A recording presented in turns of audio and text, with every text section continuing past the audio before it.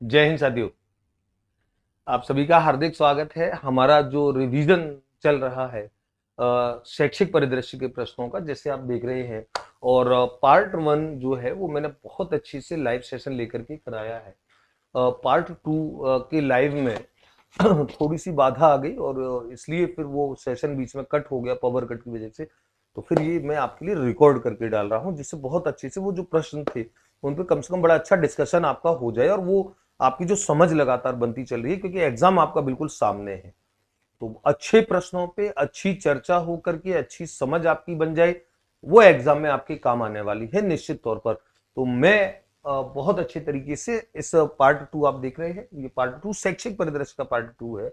इससे पहले इससे पहले हमने राष्ट्रीय शिक्षा नीति 2020 का शानदार रिवीजन किया है। श्रेष्ठ प्रश्नों के साथ वो सेशन डला हुआ है, इसका लिंक इस वीडियो के डिस्क्रिप्शन बॉक्स में आपको मिल जाएगा।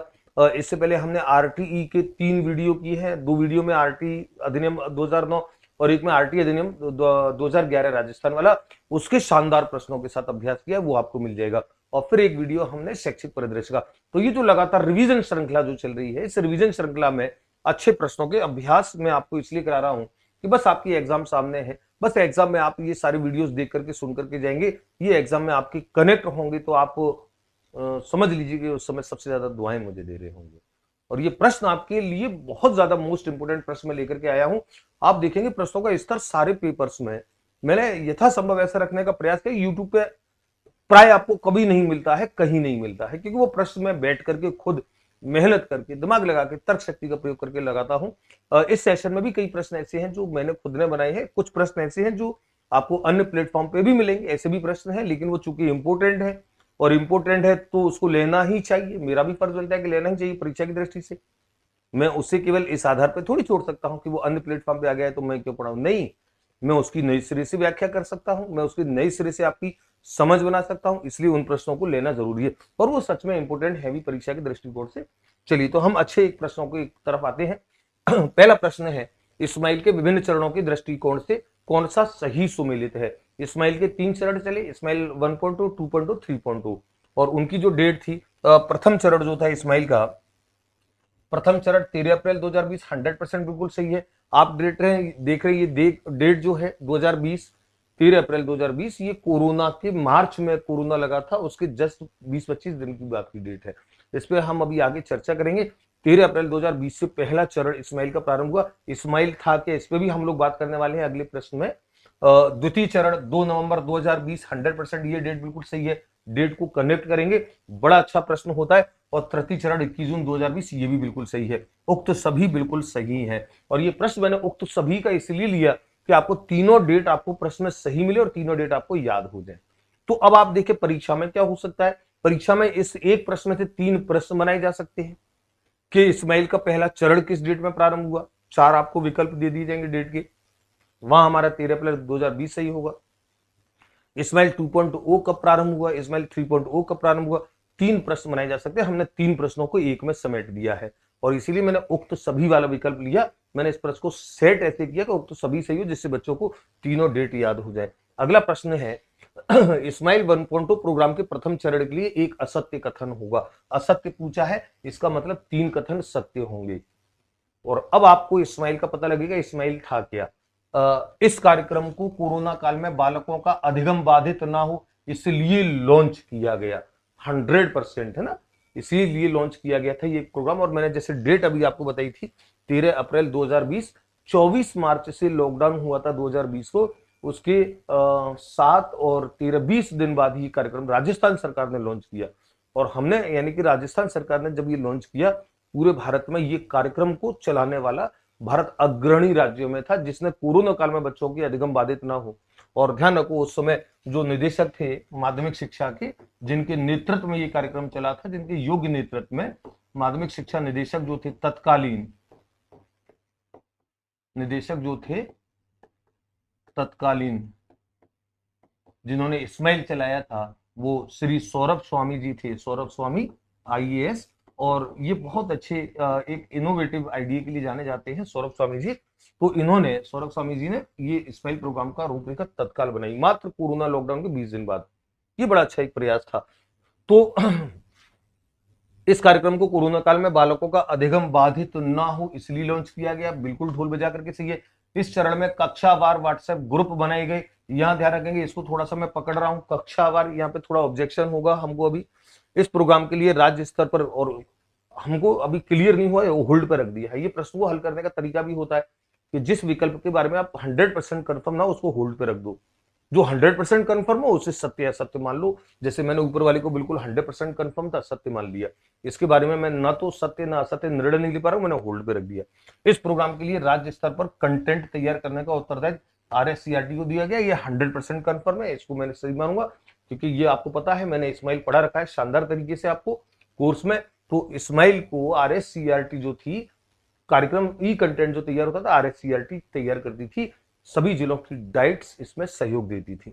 और अधिगम निरंतरता के, ध्यान रखो ये शब्द ध्यान रखना, अधिगम निरंतरता।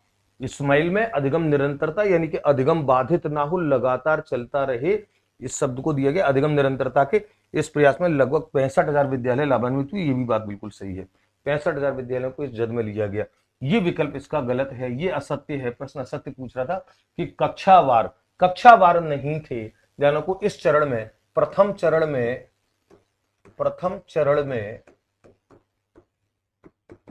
व्हाट्सएप ग्रुप जो थे वो कक्षावार नहीं थे, विद्यालयवार थे। विद्यालयवार यानी कि पूरे विद्यालय का एक ही व्हाट्सएप ग्रुप होता, विद्यालयवार थे। क्योंकि कोरोना, जैसे कोरोना लागू हुआ, और कोरोना लागू मतलब कोरोना लागू तो क्या होगा, कोरोना एकदम अचानक से आया, और कोरोना ने आकर के एक सारा मामला होच कर दिया। तो उस समय बस पहले प्रयास में, चरण में ये था कि बच्चों को कैसे भी जोड़ा जाए। तो विद्यालयवार व्हाट्सएप ग्रुप बनाए गए, कक्षावार व्हाट्सएप ग्रुप बनाए गए दूसरे चरण में, और कक्षावार क्लास वाइज बनाए गए दूसरे चरण में, जिसमें क्लास टीचर को व्हाट्सएप ग्रुप का एडमिन बनाया गया। एक बार ये थोड़ा सा ब्लर कर रहा है शायद, जो टीचर थे क्लास टीचर, उनको उस व्हाट्सएप ग्रुप का एडमिन बनाया गया। तो कई सारे व्हाट्सएप ग्रुप एक साथ बने दूसरे चरण में। पहले चरण में जो व्हाट्सएप ग्रुप थे वो कक्षावार नहीं थे, स्कूल वाइज थे, क्लास वाइज नहीं थे, स्कूल वाइज थे। ये ध्यान रखते, तो ये कथन गलत है। ये मैंने अंदर से निकाला है प्रश्न, ये मेरी बनाया प्रश्न है। ये प्रश्न है, ये भी मैंने ही बनाया अंदर जाकर के, कि इस्माइल 2.2 मैंने तीनों चरण लिए। इस्माइल 1.2 में कौन सा असत्य है, ये भी असत्य है। ध्यान रखो, ये असत्य सत्य नहीं पूछा है, असत्य पूछा है। असत्य कथन कौन सा है, तो कौन सा कथन असत्य है, इसका मतलब 3 सत्य है। और तीनों सत्य देखो, यह गृह कार्य और मूल्यांकन की व्यवस्था पर आधारित था। इस्माइल 2.0 गृह कार्य और मूल्यांकन की व्यवस्था पर आधारित था, जो पहला चरण नहीं था। क्यों? क्योंकि पहले चरण में एक ही काम चल रहा था, एक साइड से कंटेंट बच्चों को बस डाला जा रहा था कि पढ़ो पढ़ो पढ़ो।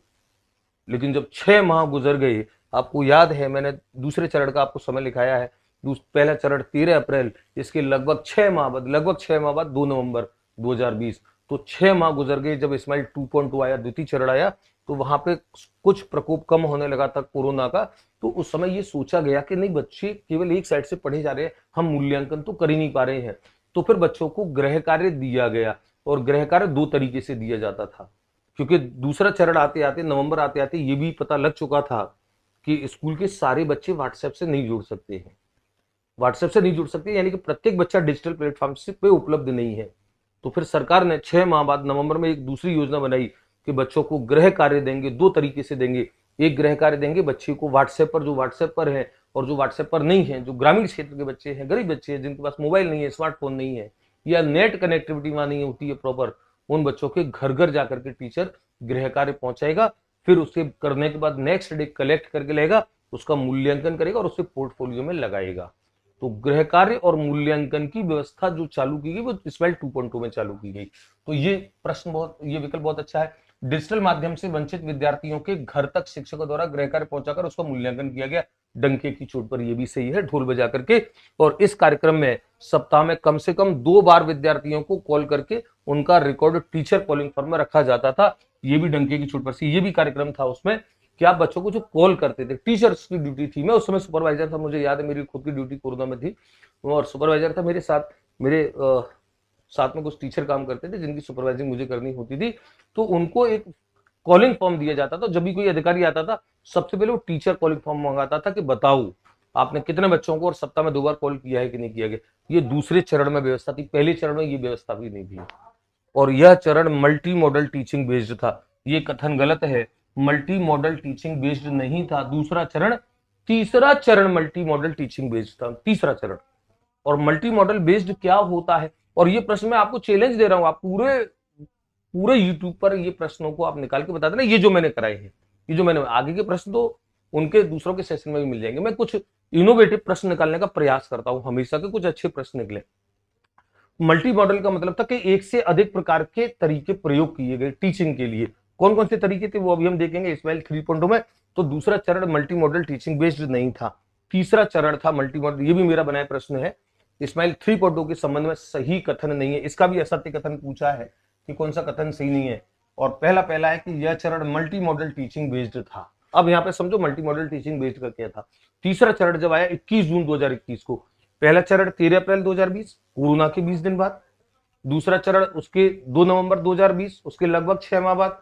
और उसके लगभग 8 माह बाद 21 जून 2021 को जो तीसरा चरण हुआ इस्माइल 3.0, तब तक कोरोना का प्रकोप और कम हो गया था, लोग सहज से होने लगे थे। और वहां पर आकर के हमने कुछ दूसरे एक्सपेरिमेंट किए। बच्चों को होमवर्क भी दिया जाता था, बच्चों को वर्कबुक दी जाती थी, व्हाट्सएप पे क्विज भेजी जाती है, बड़ी इंपॉर्टेंट थी व्हाट्सएप क्विज, क्योंकि मूल्यांकन का आधार यही व्हाट्सएप क्विज होती थी। शिक्षा दर्शन शिक्षावाणी यानी कि दूरदर्शन का प्रोग्राम और आकाशवाणी के प्रोग्राम से बच्चों को कई तरीके से बच्चों को पढ़ाए गए। And that's why this is called multi modal teaching based. Multi modal, एक से अधिक प्रकार के मॉडल। तो तीसरा इस्माइल 3.0 मल्टी मॉडल बेस्ड था। इस चरण में मूल्यांकन का आधार व्हाट्सएप क्विज थी, जो प्रतिदिन विद्यार्थियों को भेजी जाती थी। ये ढोल बजा करके सही है, प्रतिदिन सुबह सुबह व्हाट्सएप क्विज भेजी जाती थी, बच्चे उसे सॉल्व करते थे और उसी के आधार पर मूल्यांकन होता था। इस चरण में प्राथमिक स्तर का ई कंटेंट मूलभूत दक्षताओं पर आधारित था, जबकि कक्षा 6 से 12 का कंटेंट कक्षा स्तर पर आधारित था। बड़ा बारीक प्रश्न है, बड़ा बारीक बात मैंने निकाली है, और मैं आपको चुनौती दे रहा हूं कि किसी भी प्रश्न में कहीं से भी आप मेरे को ढूंढ के बताना कि इतने बारीक बिंदुओं को अंदर से पकड़ करके किसी ने प्रश्न में शामिल किया है। प्रश्न कहां से आ सकता है आपको पता नहीं होता है।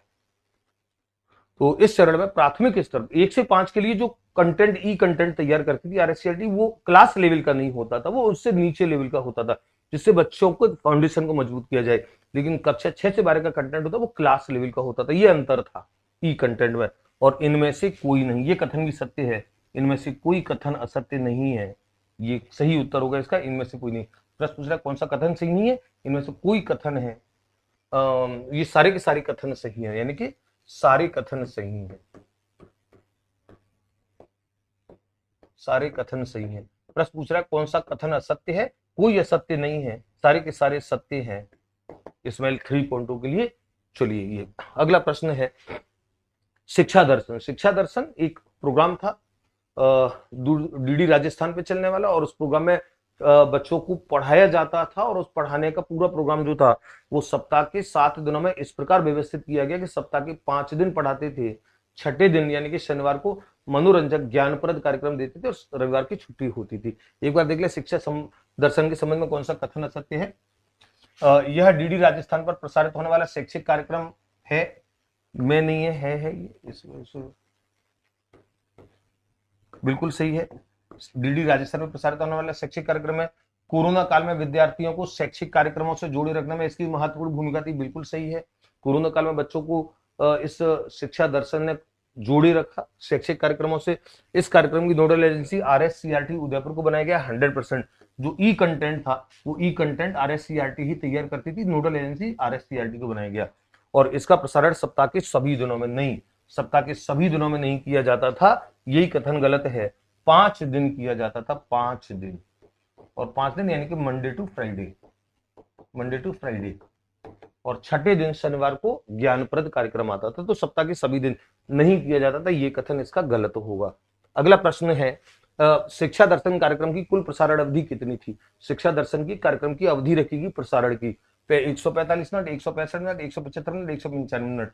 आपको पता है, आपने कहीं अगर पढ़ा है कि 3 घंटे 15 मिनट थी, तो 3 घंटे 15 मिनट भी सही है। और अगर इसके आप मिनट बनाते हैं तो 3 घंटे के 180 और 15 यानी कि 195 मिनट थी। और 195 मिनट जो थे उसका विभाजन ऐसे था, कि कक्षा 9 से 12 के लिए 2 घंटे होते थे, कक्षा 12 के लिए 2 घंटे होते थे, और कक्षा 1 से 8 के लिए सवा घंटा होता था, यानी कि 1 घंटा 15 मिनट होती थी, 1 घंटा 15 मिनट। तो आप जब इसको मिनटों में लिखेंगे तो 2 घंटे यानी कि 120 मिनट, और 1 घंटा 15 मिनट यानी कि 75 मिनट। तो ये प्रश्न दो अलग अलग बन जाते हैं आपके कि कक्षा 9 से 12 के लिए, कक्षा 9 से 12 के लिए कितनी अवधि थी, कक्षा 1 से 8 के लिए कितनी अवधि थी। और ये प्रश्न आपका क्लियर होना चाहिए। शिक्षा दर्शन प्रसारण में कुल प्रसारण अवधि तो 195 मिनट थी, 195 मिनट इसका करेक्ट आंसर होगा।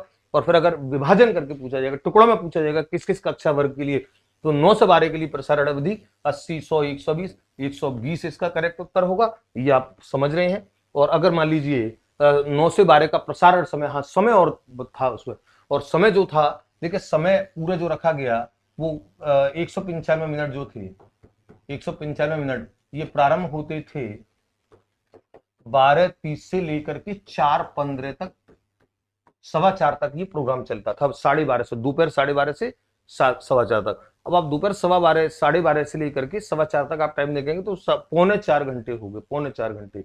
अब 3.25 घंटे तो नहीं चलता था कार्यक्रम, कार्यक्रम तो 3.25 घंटे 195 मिनट चलता था। तो इसका विभाजन देखो ऐसे था कि जो 9 से 12 जो थी, 9 से 12 कक्षा 9 से 12 उसके लिए समय रखा गया 12:30 से 2:30 तक, यानी कि 12:30 से 2:30 दोपहर के। और कक्षा 1 से 8 के लिए जो समय रखा गया, कक्षा 1 से 8 के लिए जो समय रखा गया वो रखा गया 3 से 4:15, 3 से 4:15 यानी कि 1.25 घंटे, है ना, 1.25 घंटे इनका और 2 घंटे इनके। तो 2 घंटे और 1.25 घंटे 3.25 घंटे हो गए, 3 घंटे 15 मिनट हो गए। तो बीच में 2:30 से लेके 3 तक आधा घंटे का गैप रहता था। इसलिए ये जो टाइम आप गिनोगे तो ये 3.25 घंटे इसलिए बोलेगा कि 3.25 घंटे का प्रसारण और आधा घंटे का गैप। तो शिक्षा दर्शन में 9 से 12 का प्रसारण समय तय था 12:30 से 2:30, और 12:30 से 2:30। और शिक्षा दर्शन में 1 से 8 के लिए प्रसारण अवधि थी, अभी हम लिखा चुके 75 मिनट, 65, 75, 85, 95 ध्यान रखेंगे 75 मिनट यानी कि 1 घंटा 15 मिनट, 1 घंटा 15 मिनट ये इसके लिए तय थी। और ये जो था शिक्षा दर्शन में कक्षा 1 से 8 तक के लिए प्रसारण समय था। तो 1 से 8 के लिए प्रसारण समय हमने देखा 2 से 3 15, 4 से 5 15, 2:30 से 3 45 और 3 से 4 15, है ना, 3 बजे से लेकर के 4:15 बजे तक। और वही ये कितना 3 से 4:15, 1 घंटा 15 मिनट, 1 घंटा 15 मिनट यानी कि 75 मिनट। मिनट में पूछे, घंटे मिनट में पूछे, आपको हर तरीके से तैयार रहना है एग्जाम के लिए, हर तरीके से प्रश्न के लिए तैयार रहना है। और ये जो प्रश्न मैंने कराए हैं 4-5, अभी ये पिछले वाले शुरू के सारे प्रश्न वो थे, 4-5 प्रश्न थे वो मेरे खुद के बैठ करके बनाए गए। और ये जो मैं 4-5 प्रश्न पिछले कराए हैं ये सारे के सारे आपके कॉमन प्रश्न है। हो सकता है दूसरे शिक्षक साथियों ने भी इसको लिया हो, लेकिन व्याख्याएं के तरीके अलग अलग होते हैं, लेकिन ये है इंपोर्टेंट। परीक्षा में इससे जुड़ी बातें, इस्माइल से जुड़ी पूछी जाएंगी तो ये आपको कंठस्थ अच्छे से याद करनी, ध्यान रखनी है। अगला प्रश्न है, अच्छा अगले प्रश्न को हम देखते हैं। देखिए ये मैं विद्यार्थियों को मैं बता चुका हूं, बहुत अच्छा गणित का फाउंडेशन कोर्स मैंने लॉन्च किया है।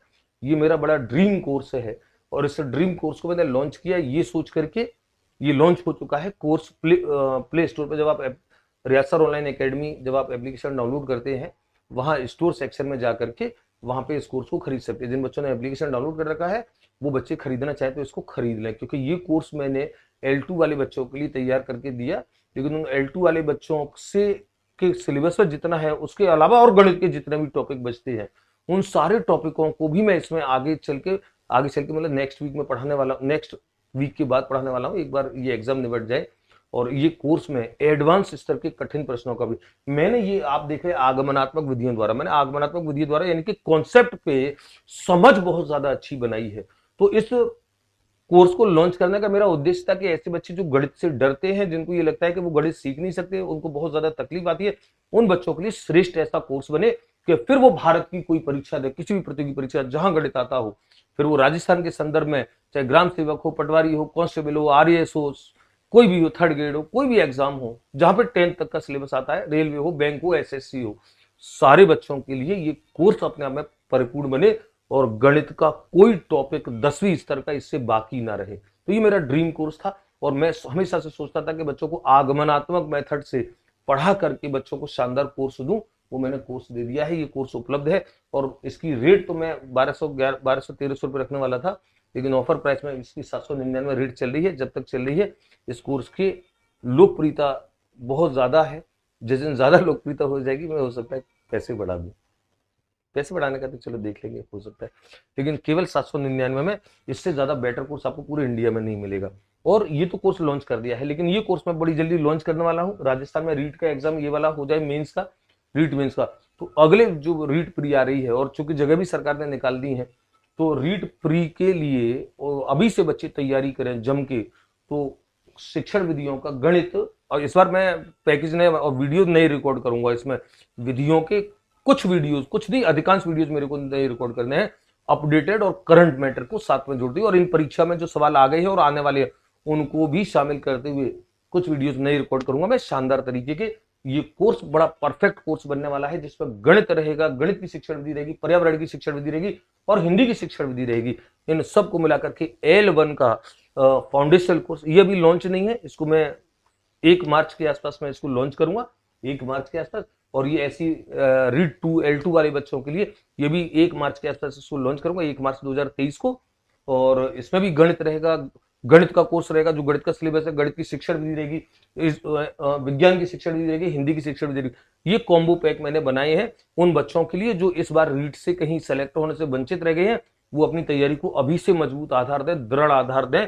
और जो नए बच्चे जो अभी तैयारी के लिए अब तैयार हुए, जिनका बीएड और बीएससी से अभी हुआ है, उन बच्चों का अभी से तैयारी का बेस चले। क्योंकि मेरा हमेशा एक कथन रहता है, मुझे आदरणीय दिनकर जी का बड़ा एक कथन हमेशा याद आता है कि ऐसे योद्धा जो युद्ध की तैयारियां युद्ध घोष होने के बाद प्रारंभ करते हैं, वो कभी युद्ध में विजयी नहीं होते। युद्ध में वो योद्धा विजयी होता है जिसकी युद्ध की तैयारियां सतत चलती रहती है, हथियारों पर धार रखने का कार्य सतत चलता रहता है। फिर कभी भी युद्ध हो, फिर कभी भी रण में उसे उतरना पड़े, वो विजयी हो गई होगा, क्योंकि उसने अपने आप को हमेशा तैयार रखा है युद्ध के लिए। ऐसे बच्चों के लिए ये फाउंडेशन कोर्स पे लेकर के आया हूं। तो ये रीट के दोनों फाउंडेशन कोर्स L1 L2 ये 1 मार्च 2023 को लॉन्च होंगे। गणित का फाउंडेशन कोर्स मैंने लॉन्च कर दिया है। जो बच्चे अभी से तैयारी करना चाहते हैं, जो बच्चे गणित का भय दूर करना चाहते हैं, वो इस कोर्स को जरूर ले। मैं निश्चित तौर पर दावे के साथ, गारंटी के साथ मैं बोलता हूं, क्योंकि अभी हजारों बच्चों ने ये कोर्स ले रखा है, और ये कोर्स आगे चल करके बहुत ज्यादा पॉपुलर होने वाला है। ये कोर्स इससे ज्यादा अच्छा, मैंने बड़ी मेहनत से इसको बनाया है। चलिए अगला प्रश्न है, एजुसेट के संबंध में कौन सा कथन सही है। एजुसेट एक प्रथम भारतीय शैक्षिक उपग्रह था जिसे 2004 में लॉन्च किया गया, और इसका वास्तविक नाम GSAT-3 है। इसके संबंध में कुछ चीजें जान लो। इसका वास्तविक नाम GSAT-3 था, बिल्कुल सही बात है, ये कथन बिल्कुल सही है। एजुसेट यह प्रथम भारतीय शैक्षिक उपग्रह था जिसका प्रक्षेपण 20 सितंबर 2004 को किया गया, और आंध्र प्रदेश के श्रीहरिकोटा से किया गया ना। इसको अलग से एक प्रश्न बन सकता है इसका, आंध्र प्रदेश के श्रीहरिकोटा। अब ये मुझे अभी तुरंत ये एकदम स्मरण नहीं आ रहा है कि ये तेलंगाना में तो नहीं चला गया है, अभी तो आंध्र प्रदेश में था ये। अब उसमें से टूट करके तेलंगाना बन गया, तो सभी तेलंगाना में आप देख लेना। लेकिन ये जिस समय ये लॉन्च किया गया आंध्र प्रदेश में था। तो आंध्र प्रदेश के श्रीहरिकोटा से 20 सितंबर, डेट याद रखेंगे, प्रथम भारतीय शैक्षिक उपग्रह, ये शब्द याद रखेंगे, क्योंकि इनमें से भी प्रश्न टूटते हैं। इस उपग्रह के प्रसारण से जुड़ने वाला प्रथम भारतीय संस्थान विश्वेश्वरैया यूनिवर्सिटी कर्नाटक था। बिल्कुल 100% सही है, ये सारे कथन सही हैं। और राजस्थान को इस उपग्रह से 22 अप्रैल 2005 को जोड़ा गया, ये गलत है, ये गलत है, क्योंकि 22 अप्रैल 2005 को नहीं जोड़ा गया था, 22 अप्रैल 2006 को जोड़ा गया, 22 अप्रैल 2006 को। और राजस्थान का जो शिक्षा संकुल है, डॉक्टर राधा कृष्णन शिक्षा संकुल जयपुर को इससे जोड़ा गया, इस एजुसेट से शैक्षिक उपग्रह था। 22 अप्रैल 2006 इसकी डेट है, 2005 इसकी डेट नहीं है, ये ध्यान रखेंगे। तो अच्छा प्रश्न है। अगला प्रश्न है, ज्ञान दर्शन चैनल प्रथम की लॉन्चिंग तिथि और नोडल एजेंसी का सहयोग में। ज्ञान दर्शन एक चैनल था, और ज्ञान दर्शन चैनल को जिस समय चालू किया गया उस समय हमारा उद्देश्य यही था कि ये इस तरीके से ये रहे कि बच्चों के दूरस्थ शिक्षा की उसको पूरा करे, दूरस्थ शिक्षा के उद्देश्य को पूरा करे, और बच्चों को ई सामग्री हम दे सके। तो इसकी एक लॉन्चिंग डेट थी, वो लॉन्चिंग डेट इसकी क्या थी, और इसमें मैंने दो प्रश्न एक साथ पूछ लिए हैं कि नोडल एजेंसी क्या थी और लॉन्चिंग डेट क्या थी। तो लॉन्चिंग डेट और नोडल एजेंसी, क्या 26 जनवरी 2003 थी और 2 एनसीईआरटी थी? क्या 26 जनवरी 2000 थी और एनसीईआरटी थी? क्या 26 जनवरी 2003 थी लेकिन आईआईटी दिल्ली थी? क्या 26 जनवरी 2000 थी लेकिन आईआईटी दिल्ली थी? तो 2000 और 2003 में कंफ्यूज और एनसीईआरटी आईआईटी में कंफ्यूज। और ध्यान रखो, इसकी नोडल एजेंसी एनसीईआरटी थी, और डेट 2000 बिल्कुल सही थी, 26 जनवरी सन 2000 को ये ज्ञान दर्शन चैनल प्रथम, और ध्यान रखो ज्ञान दर्शन चैनल प्रथम है ये, प्रथम है, क्योंकि एक ज्ञान दर्शन चैनल द्वितीय भी आएगा जिसको हम एकलव्य चैनल के नाम से भी जानते हैं। वो प्रश्न अलग से बनता है कि एकलव्य चैनल किसे कहा जाता है, ज्ञान दर्शन प्रथम को, ज्ञान दर्शन द्वितीय को, ज्ञान दर्शन द्वितीय को कहा जाता है। तो ज्ञान दर्शन प्रथम की लॉन्चिंग डेट और उसकी नोडल एजेंसी, ये दोनों का एक प्रश्न बनेगा। दो प्रश्न बनेंगे, मैंने दोनों को एक मिला दिया जिससे आपको एक ही प्रश्न दो प्रश्न मिले। और सेम जो है 13वां ज्ञान दर्शन चैनल द्वितीय जिसे एकलव्य चैनल कहा जाता है, इसकी लॉन्चिंग तिथि और नोडल एजेंसी, ये दो प्रश्न मैंने बड़े अच्छे इसलिए बनाए कि आपको ध्यान रहेंगे क्या 26 जनवरी 2002, 26 जनवरी 2003, 26 जनवरी 2002, 26 जनवरी 2003 और आईआईटी और एनसीईआरटी में फिर अगेन मुकाबला है। तो ध्यान रखेंगे सबसे पहली बात, इसकी 2003 लॉन्चिंग डेट थी, 2003, लेकिन आईआईटी दिल्ली इसकी नोडल एजेंसी थी, एनसीईआरटी इसकी नोडल एजेंसी नहीं थी। तो 26 जनवरी 2003 इसकी नोडल एजेंसी और इसकी लॉन्चिंग डेट और आईआईटी दिल्ली इसकी नोडल एजेंसी। तो ये प्रश्न जो है दोनों प्रश्न आपको ध्यान रखने। और ज्ञान दर्शन चैनल द्वितीय का जो दूसरा जो नाम था एकलव्य चैनल, ये आपको ध्यान रखना है, लॉन्चिंग डेट नोडल एजेंसी। अगला प्रश्न है शिक्षा वाणी के संबंध में। अब शिक्षा दर्शन हो गया, शिक्षा वाणी के भी प्रश्न देखो। शिक्षा वाणी के संबंध में कौन सा कथन सत्य नहीं है? यह आकाशवाणी पर प्रसारित होने वाला शैक्षिक कार्यक्रम है, बिल्कुल सही है। इसका प्रसारण प्रसार भारती के 25 चैनलों पर किया गया, 100% बिल्कुल सही है। यह 11 मई 2020 से प्रारंभ हुआ और 21 जून 2021 से इसका पुनः प्रसारण हुआ, ये बिल्कुल करेक्ट फैक्ट है, ये बिल्कुल सही तथ्य है। ध्यान रखेंगे इसको कि इसका प्रारंभ तो 11 मई 2020 से हुआ, पुनः प्रसारण इसका 21 जून 2021 से हुआ। और शिक्षा वाणी की नोडल एजेंसी राजस्थान स्कूल शिक्षा परिषद थी, नहीं, राजस्थान स्कूल शिक्षा परिषद नहीं थी इसकी नोडल एजेंसी, ये गलत है। प्रश्न असत्य कथन पूछ रहा है, असत्य यही है क्योंकि नोडल एजेंसी इसकी ये नहीं थी, नोडल एजेंसी इसकी जो थी वो नोडल एजेंसी थी RSCERT, शिक्षा वाणी की RSCERT थी। और राज्य की डाइट को इससे जोड़ा गया। आपको पता है कि राज्य की सभी जो डाइट है वो RSCERT के अधीन आती हैं, तो डाइट इसकी सहायक एजेंसी थी। एक MOU हुआ, मेमोरेंडम ऑफ अंडरस्टैंडिंग हुआ, उसमें डाइट और RSCERT दोनों शामिल थे।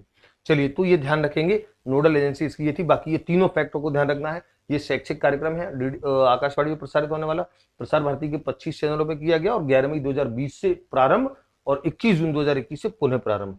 चलिए, अगला प्रश्न है शिक्षा वाणी कार्यक्रम में कक्षा 1 से 12 तक के लिए कुल प्रसारण अवधि तय की गई। कुल प्रसारण अवधि तय की गई 45, 55, 75 और 95। और आपको पता है कि कुल प्रसारण अवधि इसके लिए 55 मिनट तय की गई, 55 मिनट तय की गई। और इसका एक समय भी रखा गया, 11 बजे से, प्रातः 11 बजे से 11:55 तक।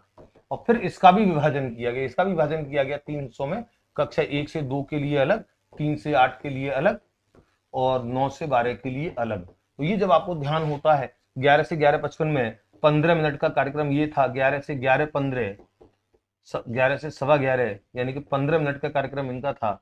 इनका 11:15 से 11:35 20 मिनट का कार्यक्रम इनका था। और इनका जो कार्यक्रम था वो 11:35 से 11:55 20 मिनट का, 9 से 12 का था। तो ये आपको समय जब आपको ध्यान होंगे, निश्चित तौर पर आपके सारे सवाल, फिर ये सवाल 3 सवालों में, 4 सवालों में बट करके ये सवाल आएगा। तो पहला प्रश्न की कुल प्रसारण अवधि तो 55 मिनट, बिल्कुल करेक्ट आंसर। और इस 55 मिनट में प्रसारण समय तय किया गया 11 से 11:55, 12 से 12:55, 2 से 2:55, 12:30 से 1:25, नहीं 11 से 11:55 इसका समय तय किया गया। एक बार आपको तथ्य याद होता है तो उससे जुड़े सारे प्रश्न आपके एकदम अच्छे से हो जाते हैं। शिक्षा वाणी के प्रसारण से जुड़ा कौन सा तथ्य सही नहीं है? कक्षा 1 से 2 15 मिनट का कार्यक्रम था, 11 से 11:15 ये वाला तथ्य सही है। कक्षा 3 से 8 20 मिनट का था, 11:15 से 11:35 ये भी तथ्य सही है। कक्षा 9 से 12 20 मिनट का था, 11:35 से 11:55 ये भी सही है। इनमें से कोई नहीं, इनमें से कोई कथन गलत नहीं है, क्योंकि ये देखो 11 से 11:15, 11:15 से 11:35 ये मैंने लिखा दिया आपको, किधर लिखा है, किधर गया, ये रहा 11 से 11:15 1 से 2, 3 से 8 के लिए 11:15 से 11:35 और 9 से 12 के लिए 11:35 से 11:55। तो ये आपके समय का मिलान आपको करना है, ये बिल्कुल सही है, इनमें से कोई कथन गलत नहीं है। ये तीनों अलग अलग, कक्षा 1 से 2 वर्ग, 3 से 8 वर्ग और कक्षा 9 से 12 वर्ग, ये 3 वर्गों के लिए अलग अलग प्रसारण अवधि। और इस प्रश्न को देखें, शिक्षा वाणी के संदर्भ में मीना की कहानियां है। मीना की कहानियां एक कार्यक्रम प्रसारित होता था, और वो मीना की कहानियां किस कक्षा वर्ग के लिए था? कक्षा 3 से 5 तक के लिए शैक्षिक जागृति से जुड़ी मनोरंजक कहानियां आती थी, या कक्षा 6 से 8 तक के लिए शैक्षिक जागृति से जुड़ी मनोरंजक कहानियां आती थी, या कक्षा 1 से 2 तक के लिए शैक्षिक जागृति से जुड़ी मनोरंजक कहानियां आती थी? करेक्ट आंसर है इसका सी, कक्षा 1 से 2 तक के लिए जो कार्यक्रम, जो 15 मिनट का कार्यक्रम था, जो 15 मिनट का कार्यक्रम था कक्षा 1 से 2 के लिए 11 से 11:15, इसमें मीना की कहानियां, एक मनोरंजक कहानियां जिसमें ज्ञानवर्धक और मनोरंजक कहानियां होती थी, वो इसमें प्रसारित होता था। शिक्षावाड़ी कार्यक्रम में रोचक और ज्ञानवर्धक जानकारियों का कार्यक्रम हवा महल का प्रसारण। और ये आपको पता है कि शिक्षावाणी जो थी, ये भी आप समझ लीजिए, शिक्षावाणी का प्रसारण भी सप्ताह में 5 दिन किया जाता था, मंडे टू फ्राइडे। और छठवां जो दिन होता था, छठवां दिन शनिवार को एक मनोरंजक और ज्ञानवर्धक कार्यक्रम प्रसारित होता था जिसका नाम था हवा महल, और रविवार की रहती थी छुट्टी। तो कितने दिन प्रसारण होता था, किस दिन कौन सा कार्यक्रम आता था, ये आपको पता होना चाहिए। तो हवा महल का प्रसारण प्रत्येक सोमवार, प्रत्येक शुक्रवार, प्रत्येक शनिवार को होता था। यह सप्ताह के सभी दिन गलत है। तो एक बार आपने कोई बात समझ ली होती है, फिर आपके लिए बड़ा आसान रहता है, सब कुछ समझना बड़ा आसान रहता है। और लास्ट प्रश्न है इस सेशन का, लास्ट प्रश्न, ज्ञानवाड़ी के संबंध में कौन सा कथन सत्य नहीं? ज्ञानवाड़ी देखिए, यह शैक्षिक उद्देश्य के लिए निर्मित 105.6 मेगाहर्ट्ज का रेडियो स्टेशन 100% सही है। 105.6 मेगाहर्ट्ज इसकी फ्रीक्वेंसी याद रखेंगे। ये प्रश्न अलग से एक प्रश्न बन सकता है कि ज्ञानवाणी की आवृत्ति, रेडियो फ्रीक्वेंसी क्या थी? 105.6। इसकी नोडल एजेंसी इग्नू थी, इसकी नोडल एजेंसी RSCRT थी। तो इसका मतलब आप प्रश्न देख रहे हैं, इसका मतलब 2 नोडल एजेंसी बनाई है, या तो इग्नू या RSCRT, तो गलत इन्हीं दोनों में से होगा। तो इसका मतलब ये भी 100% सही है, क्योंकि 2 नोडल एजेंसी अलग अलग है और 2 विकल्प अलग अलग है, या तो ये होगी या ये होगी, तो फिर गलत या तो ये होगा या ये होगा। तो इसका मतलब पहला और चौथा सही है। थोड़ी सी अक्ल लगाना, तर्क लगाना सीखो। और इसमें हिंदी, अंग्रेजी और स्थानीय भाषा में शैक्षिक सामग्री का निर्माण और प्रसारण किया जाता है, डंके की चोट पर सही है। और इसकी नोडल एजेंसी इग्नू थी, इसकी नोडल एजेंसी RSCRT थी। ध्यान रखो, इग्नू इसकी नोडल एजेंसी थी, RSCRT नहीं थी। इसका सही विकल्प होगा RSCRT इसकी नोडल एजेंसी नहीं थी, यही कथन असत्य है। RSCRT शिक्षावाणी की थी, ज्ञानवाणी की नहीं थी। ध्यान रखना, ज्ञानवाणी का पूछा है, शिक्षावाणी का नहीं पूछा। शिक्षावाणी की नोडल एजेंसी RSCRT थी। तो विद्यार्थियों, अच्छे प्रश्न हैं इसमें। मैंने चूंकि रात का सेशन, जो लाइव सेशन था, वो थोड़ा सा बाधित हो गया, इसलिए मुझे ये रिकॉर्ड करके डालना पड़ा। और मैंने बहुत अच्छे प्रश्नों को, चूंकि मैं मिस नहीं कर सकता था अपने विद्यार्थियों को, वो ऐसे प्रश्नों से मिस हो जो आगामी बस 8-10 दिन बाद परीक्षा रही, और वहां पे ये प्रश्न आपके कनेक्ट होंगे, तो कोई प्रश्नों से बच्चे वंचित रह जाएं, उसकी अच्छी व्याख्याओं से वंचित रह जाएं। तो मैं प्रयास करता हूं कि नए मौलिक प्रश्न लाऊं, इंपोर्टेंट प्रश्न लाऊं, क्योंकि आजकल परीक्षाओं का नेचर जो हो गया है, वो अंदर से कुछ समझ आधारित प्रश्न हो गया है। तो समझ आधारित प्रश्न निकालने का मैं प्रयास करता हूं, कुछ नए प्रश्न बनाने का प्रयास करता हूं, जो कहीं से कॉपी पेस्ट बिल्कुल नहीं होते हैं। अपने यहाँ कॉपी पेस्ट का काम भी नहीं है, क्योंकि मेरे को तो बस किताबों में सर खपाना, नोट्स पे सर खपाना, बच्चों के लिए कंटेंट में तो ज्यादा कुछ, जैसे आप ये भी कह सकते हैं कि ज्यादा चतुर अपने आप को समझने वाली बात है। मैं अपने आप को हो सकता है ज्यादा चतुर समझता हूँ, क्योंकि ज्यादा चतुर आदमी ज्यादा दिमाग लगाता है, उस परफेक्शन उसे चाहिए, उस परफेक्शन के चक्कर में वो लेट होता है। हो सकता है मैं कई बार विलंब भी हो जाता है, तो विलंब का कारण भी यही है कि मैं दिमाग ज्यादा लगाता हूँ। मैं हमेशा ये सोचता हूँ कि मेरे बच्चों के लिए अधिकाधिक उपयोगी सामग्री कैसे बन सकती है, कैसे निकल सकती है, कहाँ से निकल सकती है, लेकिन उसकी प्रमाणिकता हो, ठोस हो, चैलेंज करने लायक नहीं है, उसे कहीं से भी वाटर प्रूफ, एयर प्रूफ, एक हवा का झोंका भी ना जा सके, बिल्कुल इतना करेक्ट मैटर हो। और उस करेक्ट यानी कि प्रमाणिकता जांचने के लिए मुझे कई बार थोड़ा सा समय ज्यादा लगता है, इसीलिए हो सकता है मेरी शैली दूसरों की शैली में थोड़ा सा अंतर हो।